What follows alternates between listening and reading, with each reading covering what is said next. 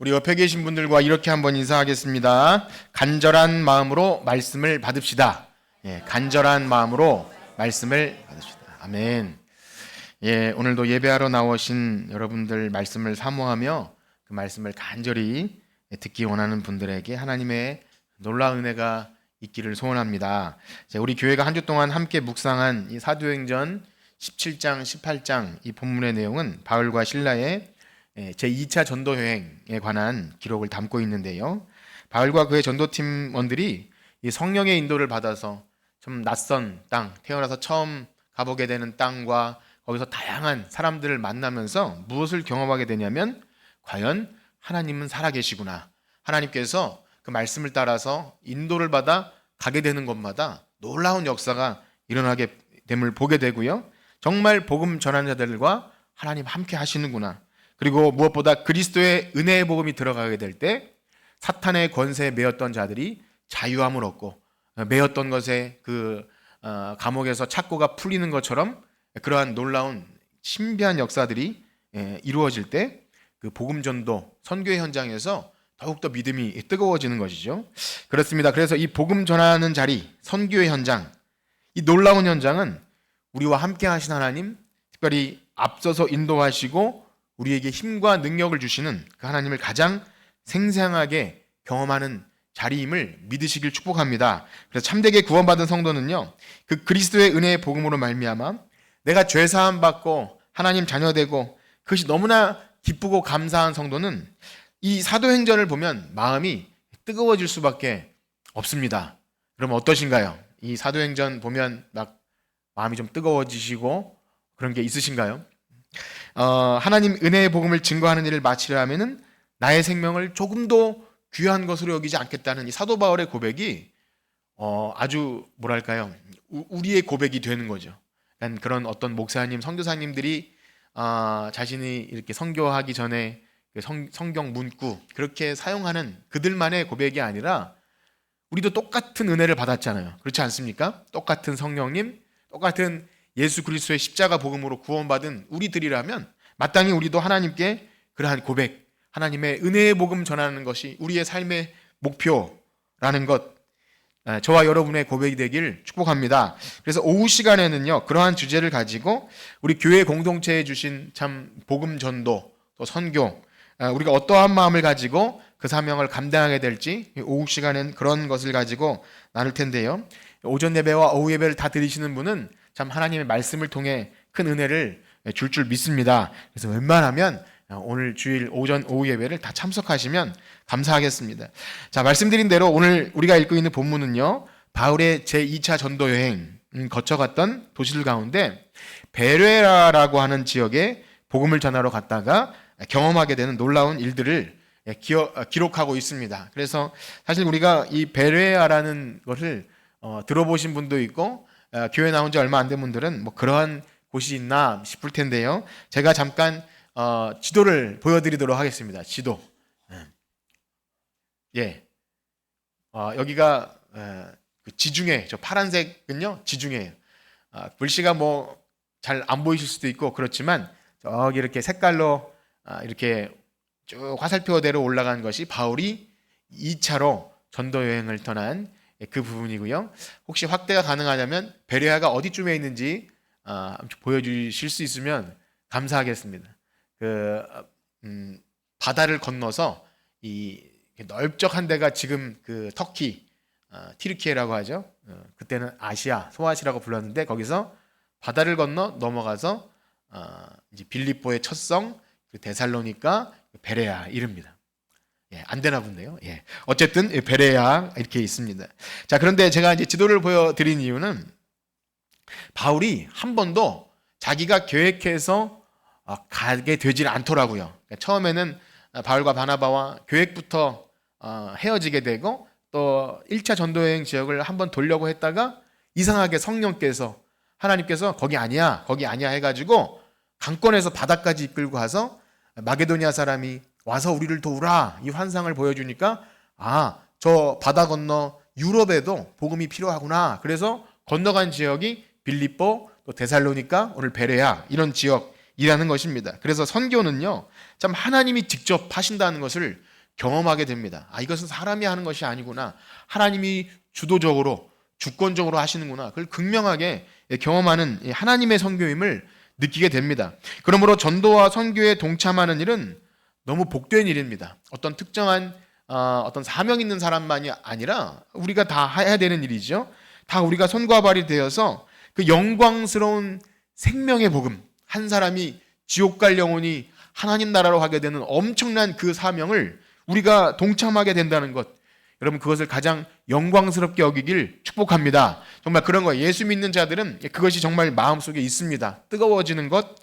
그렇습니다. 이 베레아라는 동네는요, 바울 자신이 의도해서 계획해서 간 것이 아니라 사실상 바로 전 사역지였던 이 데살로니가에서 복음을 전하다가 핍박을 받게 됩니다. 거기서 바울을 도와서 협력했던 야손이라는 사람이 있었는데, 이 유대인들이 야손이 이 바울 일행을 도왔다는 명목으로 아주 그냥 집안을 풍비박산을 내버려요. 그냥 끌어내서 집단 폭행을 하고 그렇게 하더라는 거죠. 참 끔찍한 폭력이 가해집니다. 그런데 참으로 놀라운 것은 그렇게 복음을 듣고 고난이 오게 되면 우리는 어떤 생각이 듭니까? 본인에게는 괜히 믿었나 봐, 괜히 교회에 와서 우환이 겹쳐, 이렇게 세상에 어떤 무속신앙을 갖게 될 때 그런 마음을 가질 수 있고요. 또 전도한 사람 입장에서는 저 사람 이제 신앙생활 한 지 얼마 안 됐는데 어려운 환란이 닥치면 그만 교회 못 나오는 거 아니야, 이런 생각이 우리가 들게 됩니다. 그런데 오늘 10절에 보면 형제들이 자신들은 고난을 당했지만 자신들에게 생명의 복음을 전해준 바울을 보호하기 위해서 밤에 마치 야간 작전을 펴듯이 해서 그 바울을 데살로니가에서 이 베레아로 보내는 일이 이 10절 내용인데요. 우리 10절 말씀 한번 같이 읽어보겠습니다. 7장 10절입니다. 시작. 밤에 형제들이 곧 바울과 실라 그들이 이르러 유대인의 회당에. 아멘. 그렇습니다. 사랑하는 우리 성도 여러분, 하나님의 은혜의 복음이 제대로 들어간 사람들은요, 어떠한 환난과 핍박에도 흔들리지 않게 되는 줄 믿습니다. 그래서 그런 경험이 있어야 됩니다. 우리가 예수님을 믿는다, 또 복음을 듣고 교회에 나오게 된다, 이것은요 단순한 사건이 아닙니다. 그죠? 우리가 어떤 한 문화센터에 가든지 아니면 어떤 회원이 되는 이 정도의 사건이 아니라 저주받아 지옥 갈 인생이 천국으로 옮겨지는 놀라운 역사인 줄 우린 믿습니다. 죄인이 의인된 것이고요, 부모 잃은 고아가 하나님의 자녀가 되는 놀라운 권세를 얻게 된 이 사건입니다. 그러면 누가 그것을 가장 싫어합니까? 악한 사탄 마귀는 그걸 제일 싫어해요. 제일 싫어해서 그러다 보니까 여러 가지 세상과 마귀와 육체가 끊임없이 공격합니다. 하나님 자녀 되는 것을 그렇게 싫어해요. 그래서 믿음의 길을 가지 못하도록 정말 다양한 방법으로 방해를 합니다. 그러다 보니 어떤 경험을 하냐면 세상줄 끊어지는 경험을 하게 돼요. 마치 그 1차 전도 여행에서 그 귀신 들린 여종을 통해 그들의 소망은 뭐였냐면 그 점 복채를 가지고 돈을 버는 게 그들의 소망인데 복음이 들어갈 때 그게 끊어져 버려요. 세상 소망이 끊어지는 거죠. 그런 우리의 경제적인 어떤 어려움이 있을 수 있고요, 어떤 좋았던 관계가 끊어지는 것도 경험하게 됩니다. 그래서 그런 유혹과 핍박으로 신앙생활 못하게 되죠. 그러나 성경은 뭐라고 얘기합니까? 한번 따라해 볼까요? 복음과 함께 고난을 받으라. 믿으시나요? 복음과 함께 고난을 받으라고 하죠. 옵션이 아닙니다. 복음과 함께 고난을 받아요. 그러나 환난은 인내를, 인내는 연단을, 연단은 소망을 이루는 거예요. 복음과 함께 받는 고난이 신비하게도 하늘 소망을 갖게 하고요, 부활의 영광에 참여하는 믿음을 갖게 하고요, 신비하게도 주님을 더 의지하게 되는 이 고난의 신비가 있다는 거예요. 그래서 참 오늘날 많은 사람들이 이 복음을 듣고 교회 신앙생활을 시작하지만 이 믿음의 길을 제대로 걸어갈 수 없는 중도에 하차하는 여러 가지 이유 중에 그 중에 큰 것 한 가지가 이 복음과 함께 고난을 받는 것에 대해서 잘 모를 수도 있고요, 교회에서 안 가르칠 수도 있고, 혹은 이렇게 무엇인가 포장되기 때문이 아닌가 생각됩니다. 그저 예수 믿으면 복 받고 잘 돼요, 모든 근심과 걱정, 질병 떠나가고 살림살이도 나아집니다, 이렇게 복음을 세상적인 것으로 포장하게 될 때 결국 그것 때문에 실망하게 돼요. 별거 없네, 예수 믿었는데 힘들기만 하네, 이렇게 이게 잘못된 복음이 들어오게 될 때 진짜 복음을 알지 못하는 거죠. 이것이 바로 그리스도의 십자가 고난을 빼버린 그야말로 세속적 기복신앙인 것입니다. 이것은 참 위험한 것입니다. 예수 그리스도의 십자가 복음을 세상의 것과 타협하게 만들어요. 은밀하게, 은근하게 이것이 그 나쁘지 않은 것처럼 그렇게 교묘하게 들어와서 신앙을 병들게 하고 교회를 병들게 하고 결국 사탄의 전략을 가지고 우리가 세상과 타협하게 되는 무서운 것이 바로 이것입니다. 그러므로 사랑하는 성도 여러분, 그리스도의 십자가 복음 붙들고 고난이 와도 타협함 없이 이 길을 걸어가는 여러분들 되기를 축복합니다. 그래서 성도는요, 환난과 핍박 앞에서도 내 몫의 태인 십자가 붙들고 가는 겁니다. 그게 정상인 거예요. 환난과 핍박이 오면 내가 예수 잘못 믿었나? 내가 뭔가 잘못됐나? 이게 아니라 정상인 거예요. 옆에 계신 분과 인사합시다. 그게 정상입니다. 그게 정상인 거예요. 정상인 걸 아셔야 중도 하차하지 않아요. 잘 가고 있구나. 복음과 함께 핍박이 있구나. 사탄이 나 시험 들게 해서 신앙생활 못하게 하는구나. 아셔야 합니다. 그렇습니다. 성도는 환난과 핍박 앞에서도 붙들고 가는 것, 그것이 시금석입니다. 잘 되고 복 받는 것이 시금석이 아니라 환난이 있어도 견디게 하시는구나. 그렇습니다. 바울은 밤에 이 믿음의 형제들 어떤 환난과 핍박 앞에서도 타협하지 않는 그 믿음을 가지고 이제 바울을 보냈던 그들을 도움을 받아서 이제 베레아로 가게 되는데요. 역시 베레아에 가서도 유대인의 회당에 들어가게 됩니다.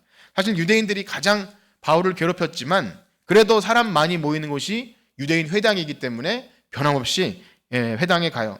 이쯤 되면 바울도 유대인들 보기가 지긋지긋할 텐데도 그래도 사람들이 많이 모인 곳에 가야 복음을 전하기 때문에 거길 비집고 들어갑니다. 이것이 사실 참 우리들의 삶인 것 같습니다.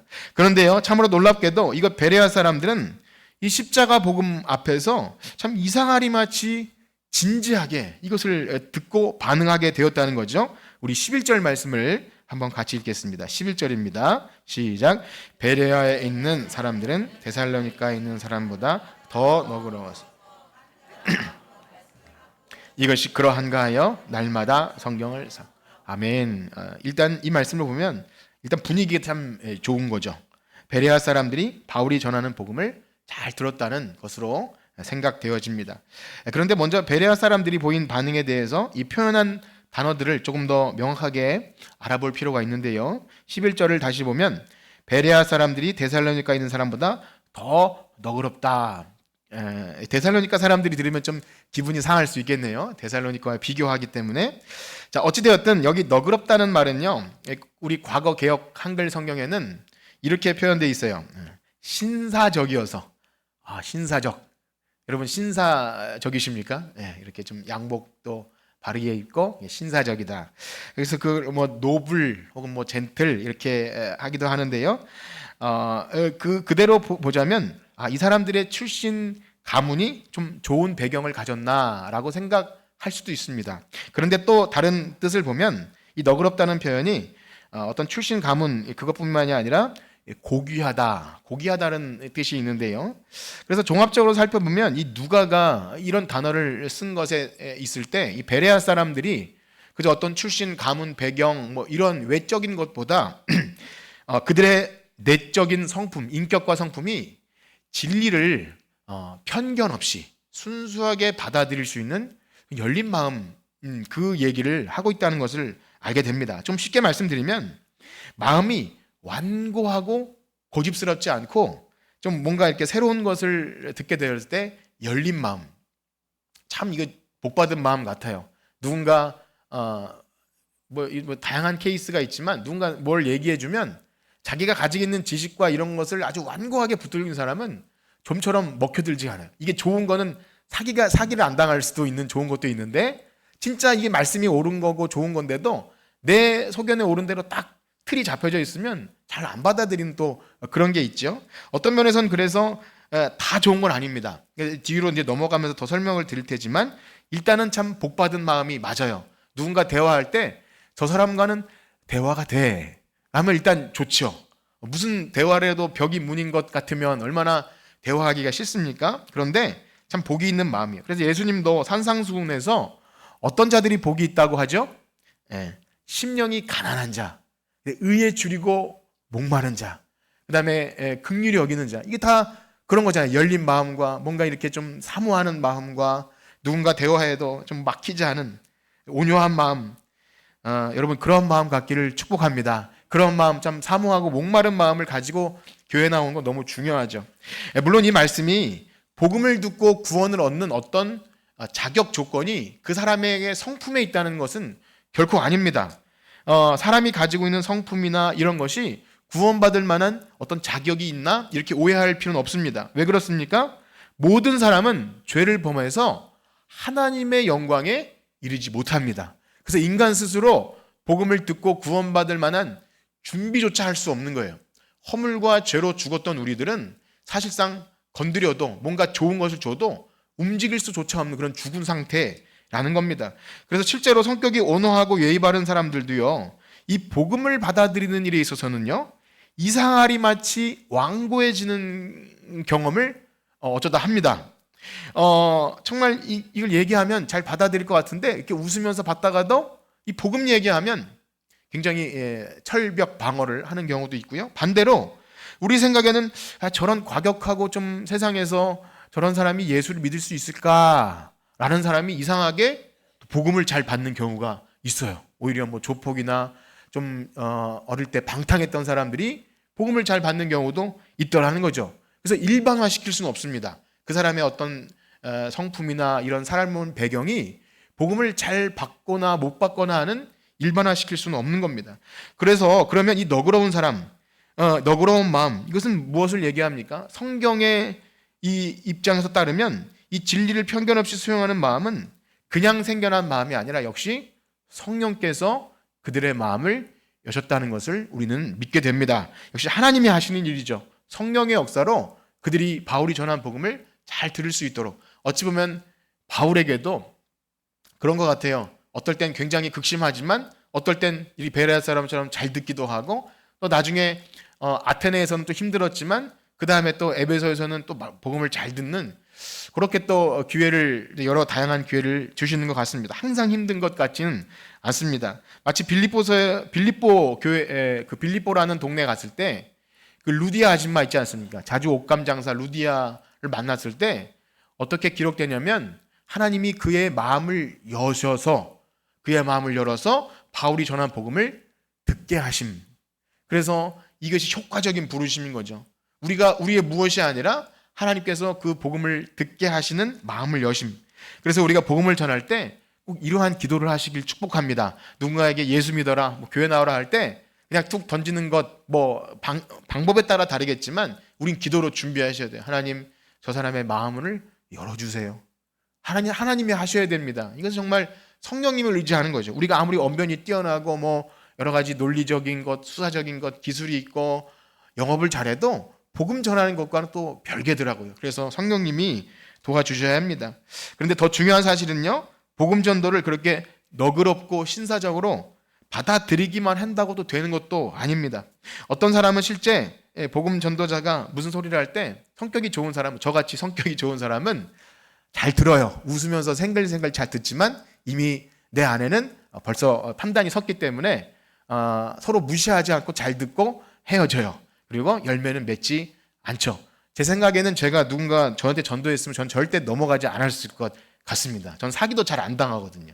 웃으면서 잘 들어줘도 이미 저는 다 계산이 섰기 때문에 그렇다는 거죠. 네, 예, 그렇습니다. 인간적으로는 상대를 무시하지 않는 젠틀함, 너그러운 마음이 믿음을 갖게 되는 자격은 되지 않습니다. 그러면 베레아 사람들이 그 복음을 듣고 어떻게 반응하죠? 우리 11절 말씀을 다시 한번 보겠습니다. 11절 말씀입니다. 시작. 베레아에 있는 사람들은 데살로니가에 있는 사람보다 더 너그러워서 간절한 마음으로 말씀을 받고 이것이 그러한가 하여. 아멘. 간절히 마음으로 말씀을 받는 거예요. 간절한 마음으로 말씀을 받는다. 이게 너무 중요한 겁니다. 오늘 이것만 하나 잘 기억하고 돌아가십시오. 간절한 마음으로 말씀을 받는 것. 그리고 날마다 그런가 하여. 말씀이 그런가? 진짜 그런가? 의문일 수도 있고요. 은혜였기 때문이기도 하고요. 어쨌든 말씀을 더 보게 되는 거죠. 예, 성령님께서 하시는 일입니다. 효과적으로 부르셔서 그 부르신 자들로 하여금 말씀이 그렇구나. 그래서 간절한 마음으로 말씀을 상고하게 되는 것. 여기 상고한다는 말은 연구하다, 공부하다 뭐 이런 의미입니다. 사랑하는 성도 여러분, 우리 설교 시간에 말씀을 간절히 받는 것, 여러분들에게 그런 은혜가 있기를 축복합니다. 그리고 그 들은 말씀이 그런가 해서 날마다 성경을 공부하는 것, 여러분 그런 것이 있기를 축복합니다. 여러분 한번 생각해 보세요. 나에게 그런 마음이 있는가? 예배에 나올 때 오늘도 하나님 말씀을 들어야겠다. 간절한 마음 너무 중요하죠. 이것이 진짜 복받은 마음입니다. 세상 그 어떤 복보다, 어떤 잘되고 강건하고 뭐 건강 뭐 물질에 이런 것보다 하나님 말씀을 사랑해서 그 말씀을 주야로 묵상하는 자의 복, 저는 우리 교회 성도님들이 다 그 복 받기를 원합니다. 우리 시편 1편 말씀을 한번 같이 읽어볼까요? 시편 1편 1절에서 3절인데요. 우리 같이 한번 읽겠습니다. 시작. 복 있는 사람은 악인들의 꾀를 따르지 아니하며 죄인들의 길에 서지 아니하며 오만한 자들의 자리에 앉지 아니하고 오직 여호와의 율법을 즐거워하여 그의 율법을 주야로 묵상하는도다. 그는 시냇가에 심은 나무가 철을 따라 열매를 맺으며 그 잎사귀가 마르지 아니함 같으니 그 하는 일이 다 아멘. 여러분 기도하실 때 이 복 달라고 기도하세요. 하나님 말씀을 즐거워하여 그 말씀을 주야로 묵상하는 것, 간절한 마음. 그렇습니다. 우리가 지금 계속해서 사도행전을 보면서 예수님이 약속하신 성령님을 보내주시는데요. 성령님을 보내줄 때 놀라운 변화. 여러분 성령님께서 우리에게 오셨을 때 가장 놀라운 변화가 무엇인지 아십니까? 어떤 뭐 떨림입니까? 어떤 신비한 체험, 뭐 방언, 뭐 그런 거일 수도 있죠. 그런데 그것보다 가장 근본적인 것, 그 모든 일에 앞서서 성령님이 우리 안에 새 영, 새 마음을 부어주셔서 변화주시는 것이 무엇입니까? 하나님의 말씀이 믿어지게 하는 거예요. 이 은혜가 있길 축복합니다. 그래서 하나님 말씀이 믿어지기 때문에 하나님이 계심과 예수님이 나를 죄를 위해서 십자가 죽으셨다는 것과 그리고 부활하심과 다시 오실 예수님을 이 성경을 통해 믿게 되는 것은 성령님이 하시는 것입니다. 그러므로 여러분 성령님이 계실 때 이 역사가 일어나야 한다는 것이죠. 여러분 생소하십니까? 성령이 오셔서 하시는 가장 큰 일이 말씀이 깨달아지게 한다. 성경을 사랑하게 되고 주야로 묵상하게 되고 말씀이 그런가 해서 말씀을 나누고 은혜 나눔이 있는 것. 여러분 그렇다는 거예요. 우리가 성령님에 관해서 몇 주간 얘기했지만 오해를 많이 합니다. 아무리 어떤 날고 기는 역사가 일어나도 병을 고치고 예언을 해도 예수님은요, 난 널 모른다. 그렇게 말씀하세요. 말씀을 통해 하나님을 제대로 알지 못하면 다 소용없는 겁니다. 그래서 그렇구나. 우리 기억하십니까? 마치 빌립이 성령의 충만함을 받아서 에디오피아 내시를 만나게 될 때 어떤 일이 있습니까? 하나님께서 막 몰아서 광야에서 내시를 만나게 하고 내시는 또 아주 깊은 고민에 빠져서 성경을 읽고 있는데 이것이 깨달아지지 않아서 전전긍긍하고 있을 때 빌립이 성령님께서 빌립을 이렇게 강권해서 인도하셔서 그를 만나게 하신 무슨 대화가 이루어졌죠? 당신이 지금 읽는 것을 이해를 하십니까? 이렇게 물어봐요. 읽는 것을 깨닫습니까? 그렇게 물어보니까 내시가 뭐라 그러죠? 지도해 주는 사람이 없어서 이거 알 수가 없습니다. 그때부터 빌립이 성령이 충만해서 모세와 선지자의 글을 가지고 그 이사야의 고난받는 종이 바로 예수님입니다. 예수 그리스도를 증거한 거예요. 그때 내시의 마음이 뜨거워지면서 내가 세례를 받고 싶습니다. 그 기쁨으로 성령의 충만함을 받게 되죠. 성령의 충만함은 반드시 말씀을 통해 역사되어지는 거예요. 여러분들이 그래서 교회 나오시면서 그런 것이 있는지를 늘 확인하셔야 됩니다. 내가 예수 믿고 잘되고 복받는 거 다 좋은데요. 말씀을 통해서 이 깨달아짐이 강력해야 어떤 환난과 시련에도 세상에 말하는 그 물질적인 복과 건강 잃어도 우리는 고난과 함께 복음을 받는 것, 여러분들이 그 확실한 믿음에 설게 될 줄 믿습니다. 그렇습니다. 성령의 역사는 그런 겁니다. 그래서 로마서는 이렇게 얘기하죠. 믿음은 선물이지만 믿음은 어디서 납니까? 믿음은 들음에서 나요. 들음은 어디서 나죠? 하나님의 말씀에서 납니다. 여러분 잘 생각하셔야 됩니다. 혹시 신앙생활을 오래 하셨지만 나는 왜 믿음이 자라지 않는가?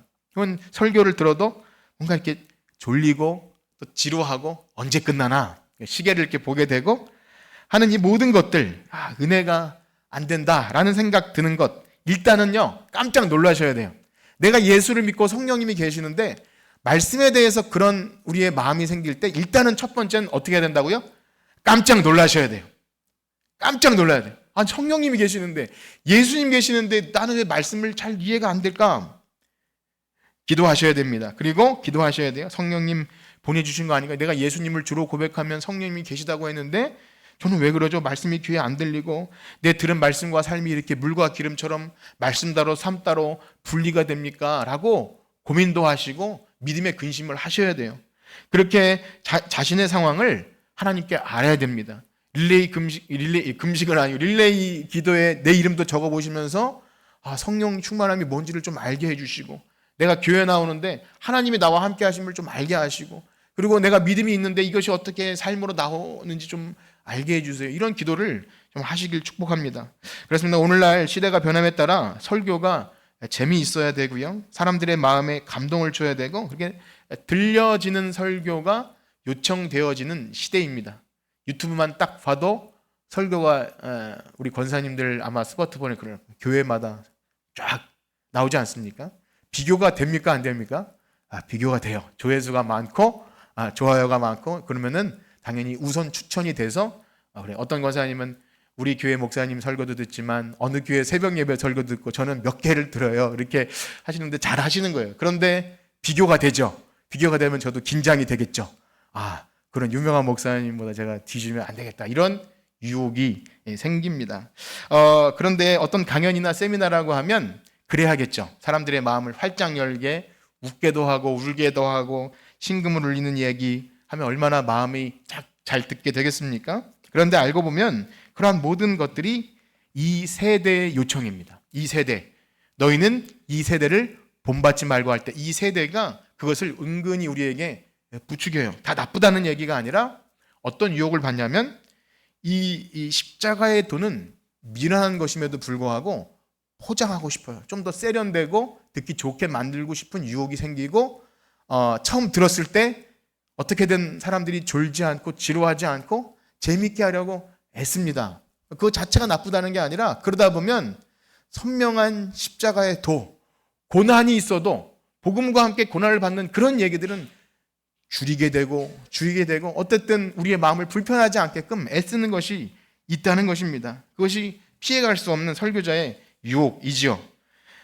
그렇습니다. 그러나 참 위로가 되는 것이 예수님도 설교하고 나서 돌에 맞을 뻔하고 막 쫓겨나고 핍박당하고, 스데반 집사님도 그랬고, 바울도 그렇게 언변이 뛰어나고 말 잘하는데 아테네에 가서는 별로 성과가 없어요. 사람들이 얼마나 이렇게 말을 잘 피해가는지.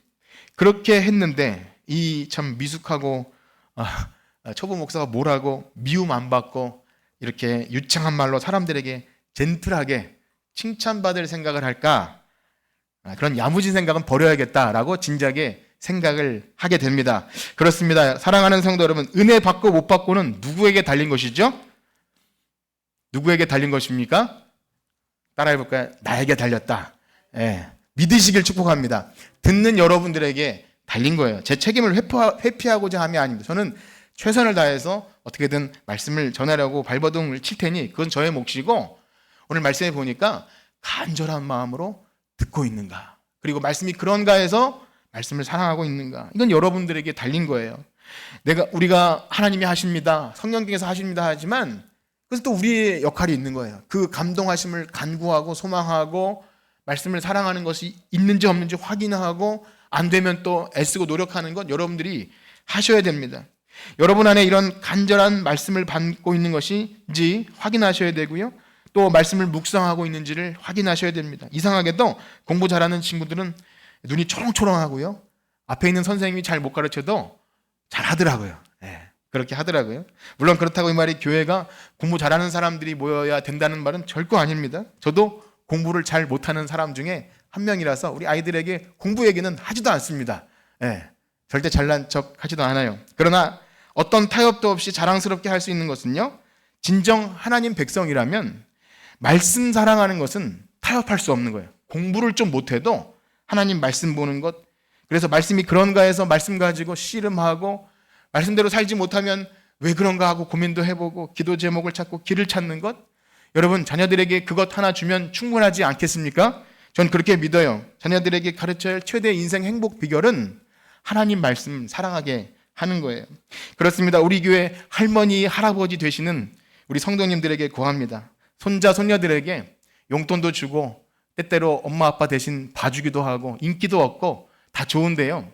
신앙 물려주기를 축복합니다.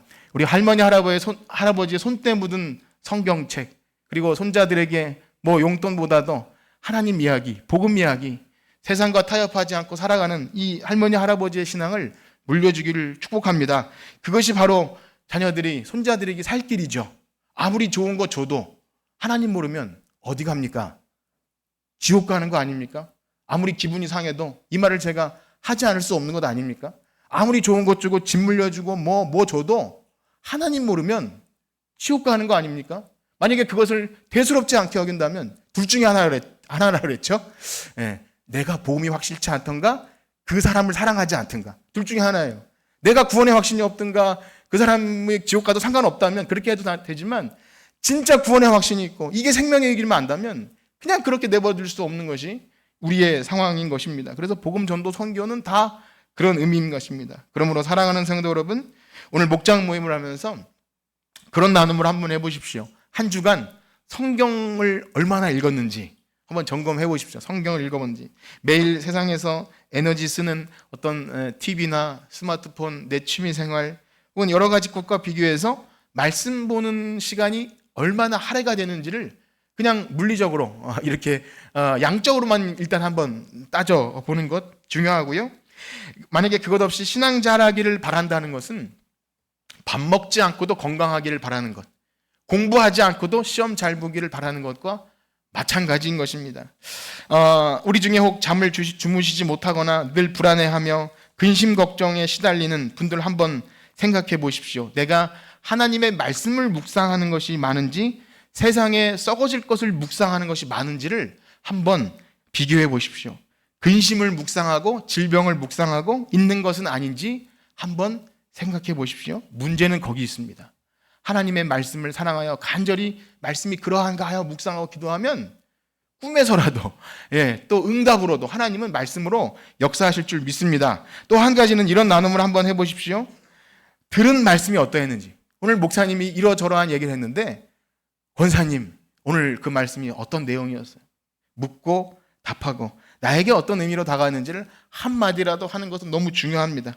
설교를 들을 때 목사님이 이런 말을 했는데 정말 맞아요? 라고 묻는 것, 뭐 의심의 눈초리로 보라는 것이 아니라 확인하는 것 너무 중요합니다. 그래서 수요 예배 시간에 웨스트민스터 신앙 고백을 하면서 제가 혼자 일방적으로 뻗을 수도 있지만 그 내용을 다 섭취하지 못해도 한마디씩이라도 돌아가게 얘기하게 하는 것이 있습니다.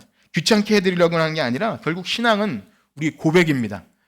사도신경을 고백하듯이 웨스트민스터 신앙 고백도 우리의 고백이 되어야 되는데 이거를 하는 것이 쉽지 않아요. 낯설거든요. 누군가에게 정말 그렇습니다. 우리는 철저하게 하나님의 은혜가 없이는 부르심조차 의로움조차 우리가 할 수 없는 겁니다. 내 말로 이렇게 한마디를 하는 것과 그냥 목사님이 청산유수로 떠드는 걸 듣고 돌아가는 것은 천지차예요. 진짜 그렇습니다. 그래서 한번 해보는 거예요.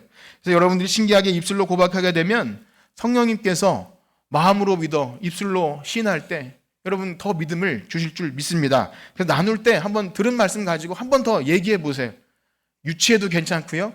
뭐 괜찮습니다. 뭐 어설퍼도 상관없어요. 한마디라도 하는 건 너무 중요합니다.